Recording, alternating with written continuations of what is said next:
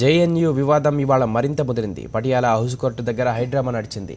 లాయర్లు విద్యార్థులతో ఘర్షణకు దిగారు. తీవ్ర ఉద్రిక్త పరిస్థితుల మధ్య కన్హయ్య కుమార్ను కోర్టులో హాజరుపరిచారు. అతనికి మార్చి 2 వరకు కోర్టు జ్యుడిషియల్ కస్టడీ విధించింది.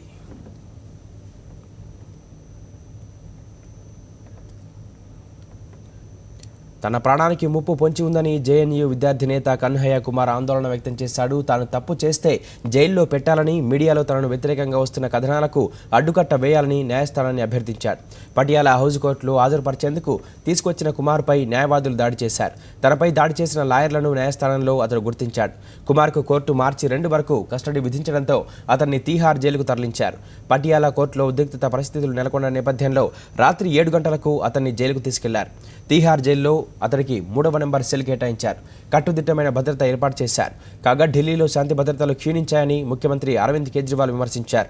దీన్ని రాష్ట్రపతి దృష్టికి తీసుకెళ్లేందుకు ఆయన అపాయింట్మెంట్ కోరారని ట్విట్టర్ ద్వారా తెలిపారు. పటియాలా కోర్టులో చోటు చేసుకున్న ఘటనలపై మరోసారి నివేదిక కోరానని కేంద్ర హోంమంత్రి రాజ్నాథ్ సింగ్ చెప్పారు.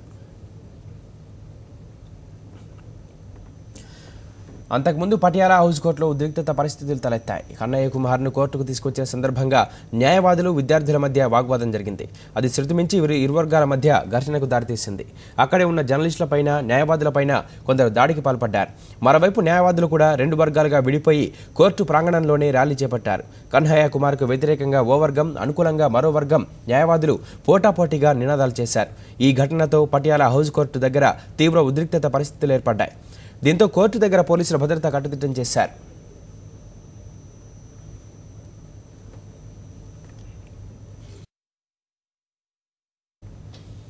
పటియాలా హౌస్ కోర్టు వద్ద పరిస్థితులపై సుప్రీంకోర్టు సీరియస్ అయింది.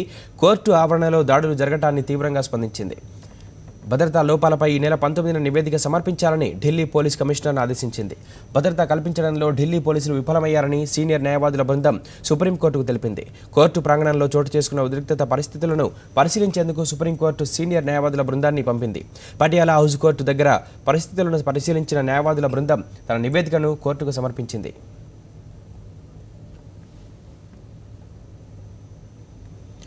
విద్యార్థుల ఆందోళనతో దేశ రాజధాని Delhi అట్టుడుగుతోంది.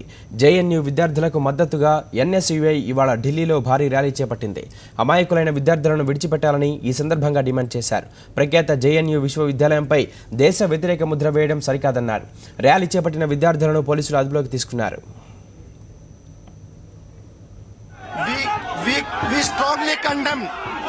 We strongly condemn the slogan shouted on campus, JNU campus on 9th February, and we demand action against people who shouted anti-national slogans.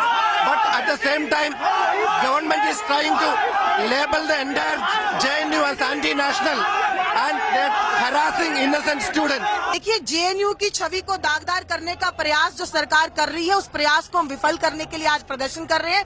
अगर कुछ छात्रों ने एंटी नेशनल स्लोगन करे तो उनके खिलाफ एक्शन लीजिए, लेकिन बेकसूरों को गिरफ्तार करके और कसूरवारों को छोड़कर ये कोई राजनीति करने का ढंग नहीं है और सरकार के हम इसके खिलाफ चल रहे हैं. क्या मांगे आप? आज हमारी मांग ये है, जो कंधार में आतंकवादियों को छोड़कर आते हैं बीजेपी की सरकार, और आज वो राष्ट्र विरोधी नारों की बात करते हैं.